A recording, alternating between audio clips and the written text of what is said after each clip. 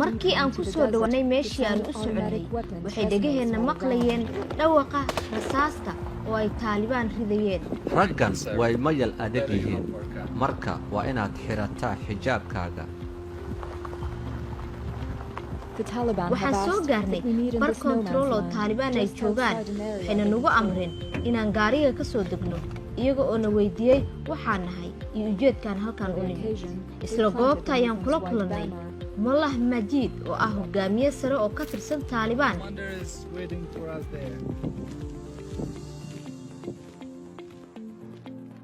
kaasoo markii hore u soconay inaan waraysi la yeelano. annagu waxaan ku dhex jirnaa buuraha inta badan bannaanka ma imaadno laakiin hadda dartiinna baan u soo baxay ma fadhiisanno meelaha sidan oo kale ee dusha ka furan.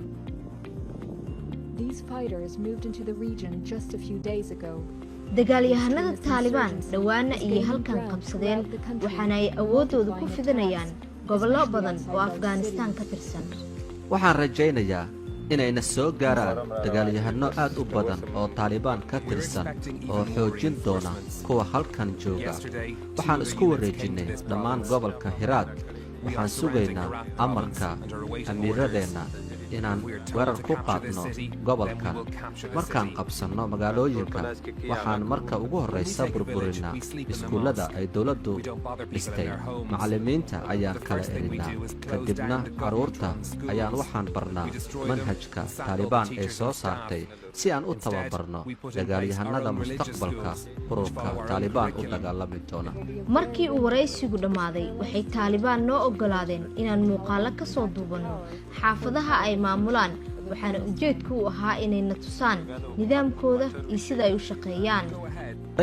u soco sii wado shaqadaada iyo duubista laakiin haddii aan aragno gaari ay dawladdu leedahay waan weerari doonnaa. intaan ka badan kulama sii hadli karo. diyaarado dronis ah baa hawadeenna duulaya. halkan ma sii joogi karo waa inaan si degdega uga baxaa. guud ahaan Afghanistan meel kasta waxaa ka socda dagaal u dhaxeeya ciidanka dawladda iyo Taliban oo dawladdii ay lahayd uu Mareykanku ku soo duulay 2001 waxayna kooxda xagjirka ah bilowday inay isfidiso markii ay NATO iyo Mareykanka sheegeen inay dalka Afghanistan kala baxaan ciidamadooda sanadkan. Taliban waxay gacanta ku hayaan dhul ballaaran oo qaarkiis ay dhawaan qabsadeen waxayna ka saareen ciidamada dawladda oo dib u gurasho sameynaya taasoo khatar gelin karta inay Taliban dalka oo dhan kala wareegto. Mareykanku waxa uu ku bixiyay ammaanka Afghanistan $2 bilyan oo welina xasilooni kama jirto oo waxa dhacaya qaraxyo iyo weerar joogto ah. muwaadiniinta ku nool magaalada Hiraad waxay ku nool yihiin xaalad cabsi ah maadaama Taliban ay ku soo dhawaanayaan waxaana halkan ka jira nolol wanaagsan. timajara baa shaqeynaya hoteeladana waxaa lagu dhigayaa aroosyo carruurtuna waxay ku ciyaarayaan banaanka. Taliban waxay Mareykanka la gashay heshiis inay hubka dhigaan oo ay ku biiraan hanaanka geedi socodka nabadda iyo dhisidda dalka Afghanistan. waxaan soo gaarnay gobolka Wardag annaga oo 2 saacadood u soo soconay safar dhanka dhulka ah. mar labaad waxaan ku sii jeednaa dhul ay Taliban maamusho waxaana loo soo diray dagaalyahanno ilaalinaysa laakiin xaqiiqdu taas ma ahan. annaga ayay ishu nagu hayeen intii aan wax duubaynay aan wadada soo soconnay. xaafadanna waxaan kula kulannay Najiib Bulle oo ah hogaamiye sare oo ka tirsan Taliban. wuxuu noo oggolaaday inuu nagu casuumo gurigiisa waana tallaabo dhif iyo naadir ah oo hogaamiyaasha isaga oo kale ay u sameeyaan wariyaasha ajnabiga ah. 20 sano oo ciidamada ajnabiga dalka ka dagaalamayeen waxay abuurtay in shacabka ay ka aamin baxaan dadka reer galbeedka ah. tani waa Zainab oo 10 jira waxaa dhalay hogaamiyaha Taliban. gurigooda kuma jirto tubo biyo taas beddelkeeda waxay samaysteen ceelal biyaha ay ka cabaan. xaafadan Taliban ayaa la wareegay 12 sano ka hor. subaxii markaa soo tooso ceelka ayaa biyo ka soo shubaa guriga howshiisa ayaan qabtaa kadib waxaan aadaa iskuulka oo aan wax ka soo barto.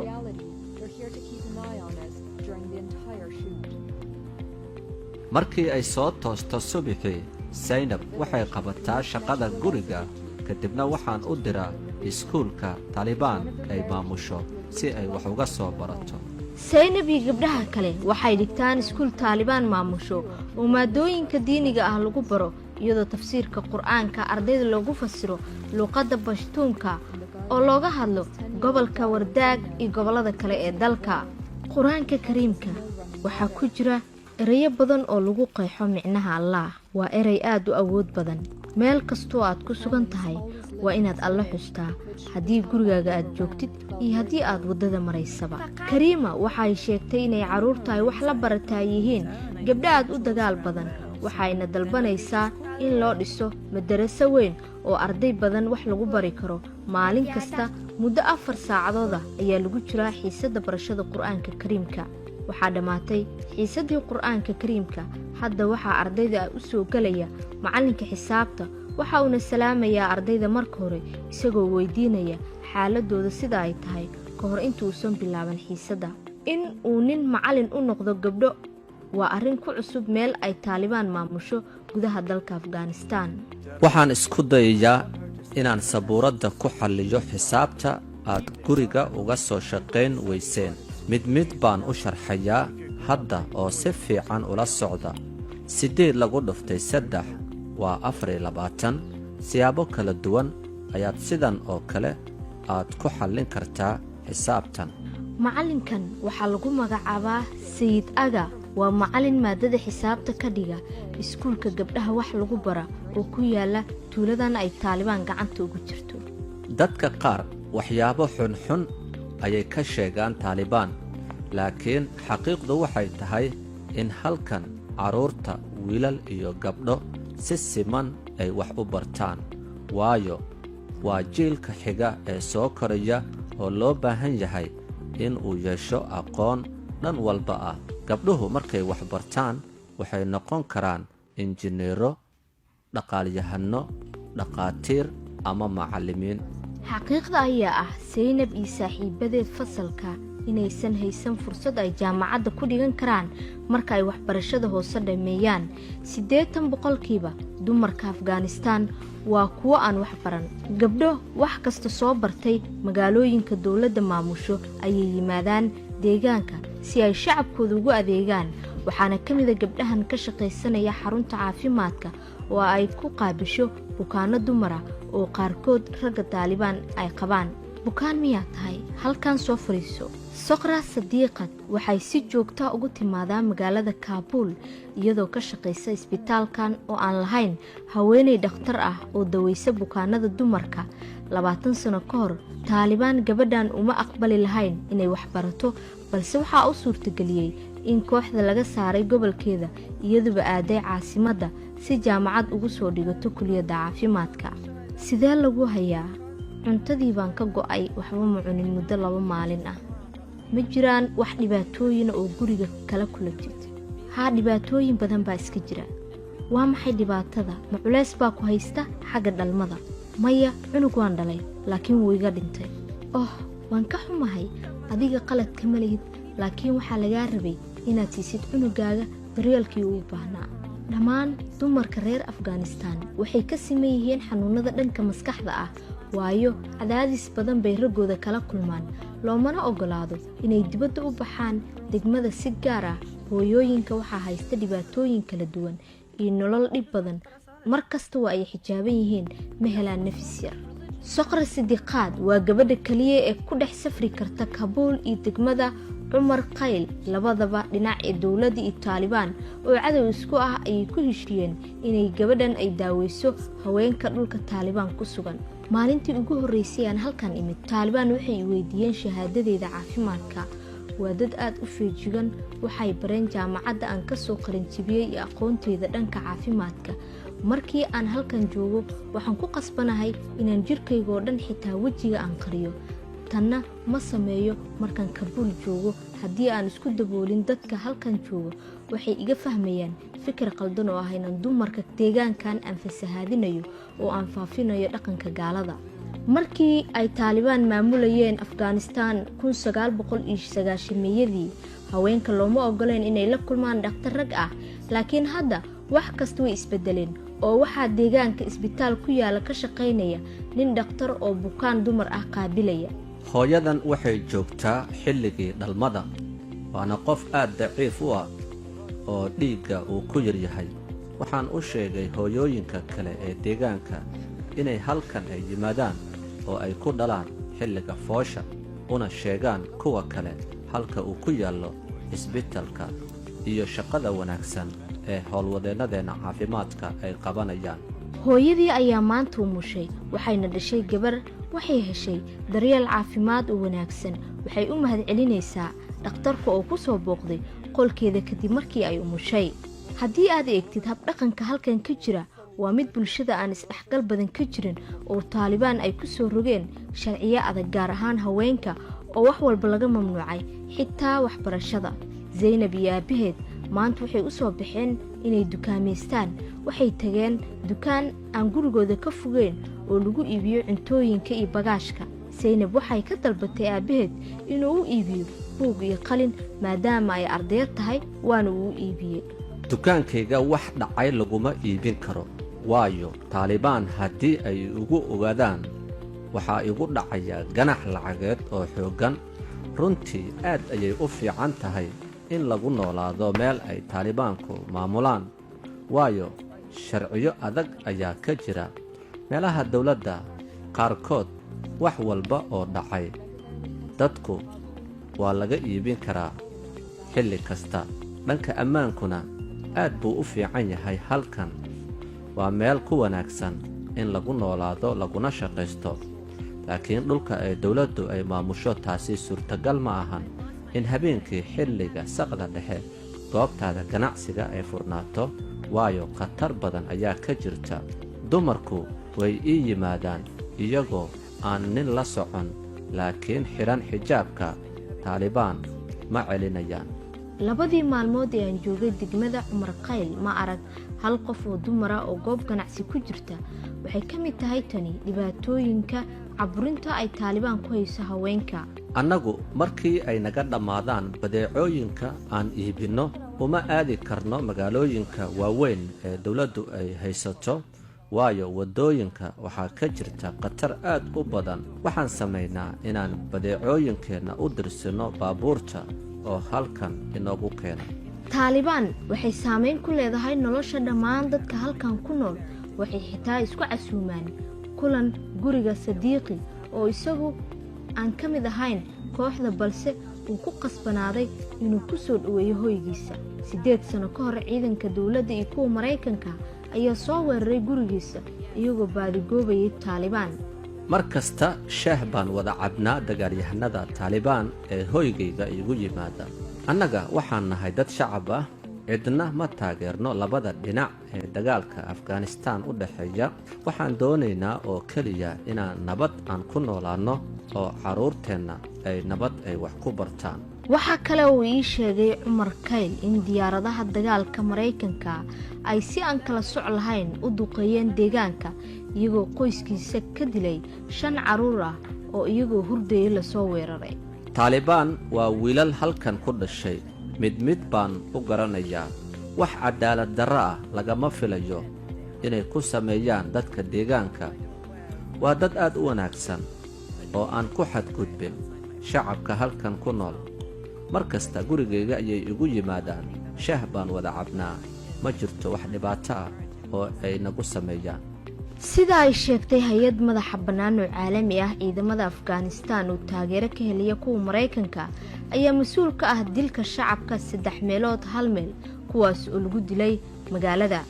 tani waxay kicinaysaa carada shacabka, taa oo dhalisay in dadka ay taageeraan taalibaan oo sheegtay in dadka ay ka difaacayaan ciidamo ku soo duulay iyo dawlad aan shaqaynaynin. afghanistaan waa dal inta badan baadiye ah, mashaariic horumarineed oo ay maalgelinayaan beesha caalamka ayaana si goosgoosa u gaara dhulka miyiga sanadba sanadka ka dambeeya. maxamed waxaa beerihiisa saameeya abaaraha. dhulka waa mid wanaagsan oo la bacrimiyey, balse ma haysto biyo ku filan. sidaa darteeda dalaggu waa uu qalalayaa marka aan beerno. ma jiraan meelo kale oo aan ku keedinno biyaha, oo halkan aan aad ugu baahannahay inaan beeraha ku waraabinno. waxaanan jirin mashaariic horumarineed oo beeraha loogu talagalay oo halkan yimaada, maadaama dagaaladu ay saameeyeen taalibaannu ay xukunto halkan. sannadkan waxaan awoodnay in dalagii noo baxay aan u dhoofinno dalka bakistaan balse inta badan waxaan ku iibinaa magaalada kaabuul ee caasimadda afghanistaan wax dhibaato ah nooma geystaan taalibaan mararka qaar xitaa waxay naga caawiyaan ganacsiga halkan waxaa maamula taalibaan waxaad ku safri kartaa xilli kasta waddooyinka deegaanada taalibaan ay maamulaan adigoo lacagtaada wadata laakiin khatar badan ayaad kala kulmaysaa waddada marka loo socdo waddanka bakistaan waad og tahay taalibaan inay qaraxyo iyo miinooyin ay waddada dhigeen taana ay ugu talagaleen inay cadowga ku soo duulaya ay kaga hortagaan taalibaan ayaa sanad weliba dadka beeralayda ka qaada 10% dalaga u soo go'a waa waajib diini ah waxaan siinaa 27 ilaa 30 kun lacagta dalka afghanistaan oo canshuur ahaan u bixinno hadba waxay ku xidhan tahay dalaga noo baxa iyo ganacsiga sida uu yahay haddii uu kordho way kordhaysaa lacagta canshuurta ee aan siinno taalibaan haddii uu suuqa hoos u dhacana waxaa yaraanaysa canshuurta 30,000 oo reer afghanistaan ah oo beeraley ayaa sanadkiiba taalibaan canshuur ahaan u siiyaan lacag lagu qiyaasay 300 oo euro taas oo ah lacag aad u badan marka loo fiiriyo dal dadkiisa qayb ka mid ay ku nool yihiin saboolnimo waxaa lagu go'aamiyaa lacagta canshuurta halkan masaajidka bannaankiisa waxaana sidoo kale taalibaan ay soo saareen amaro lagu mamnuucayo waxyaabaha maanka dooriya iyo dhaqamada xunxun ee islaamka ka soo horjeeda haweenkana looma ogola inay galaan masaajidka inkastoo aan ku jirno dagaal haddana tulooyinka aan maamulno waxaan ka hirgelinay mashaariic badan oo horumarineed waxaan dhisnay iskuullo barnaamijyo beeraha lagu horumarinayo iyo goobo lagu kaydiyo dalagga beeraha weli waxaa jirta sabab aan u dagaalanno marka uu dhammaado dagaalka waxaan horumarin doonnaa waddankan dhan walba marka ay baareen lacagaha golaha cadaaladda waxay kormeerayaan bannaanka meelaha ay maamulaan taalibaan waxay saameeyaan maxkamado maxalli ah oo go'aano ka gaari kara kiisaska dhaca nidaamka cadaaladda afghanistaan waxaa la sheegay in musuqmaasuq badan uu ka jiro xitaa dad badan oo ku nool deegaanada ay maamusho dowladda waxay doontaan cadaaladda maxkamadaha taalibaan aaway feelasha qof ha ii keeno maanta waxaa la maxkamadaynayaa 3 dagaalyahan oo lagu eedeeyey inay si qaldan u adeegsadeen hubkooda maxaa cirka ugu rideen rasaasta anigu ma ogayn taasi inay mamnuuc ka tahay halkan codkaada kor u qaad rasaasta waad riday maxay tahay sababta ma dabaaldegaysay haa waan dabaaldegayay waxaan xilligaasii joogay goob aroos ka dhacay soo kama warqabtid inaad jebisay xeerka halkan u yaalla ee taalibaan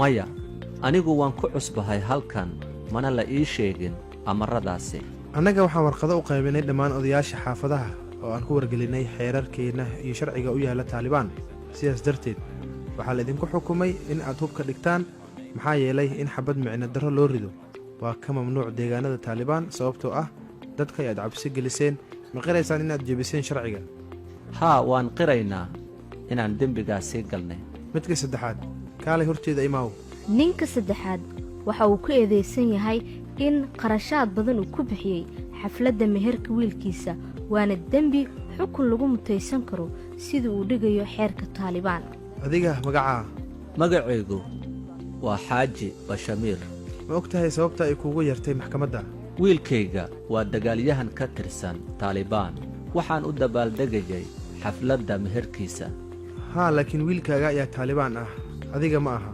haa waan ogahay taasi waxaan u dabaaldegayay xafladda meherkiisa isaga ayaa taalibaan ah oo keliya ka mid ahaanshihiisa taalibaan ma siinayso xuquuq dheeri ah dadka isaga oo kale ah ama aniga xitaa waa in la ciqaabaa sababtoo ah hadafka taalibaan waa in ilaahay dartiis jihaad loo galaa dhinaca kale waxay arrintan dhibaato u horseedaysaa dadka oo ku dayanaya isla markaana gelaya dembiyo lagu ciqaabi karo haa waan ku raacsanahay markhaatiyaasha halkan ka marag furay dembigayga waan qirayaa inaan dembigaasii galay aad baana uga xumahay asal ahaan annagu xafladda meherka waxaan ku casuunnay 6 qof oo keliya laakiin wiilkayga oo taalibaan ah ayaa dad badan ku casuumay oo xafladda ka soo qaybgeliyey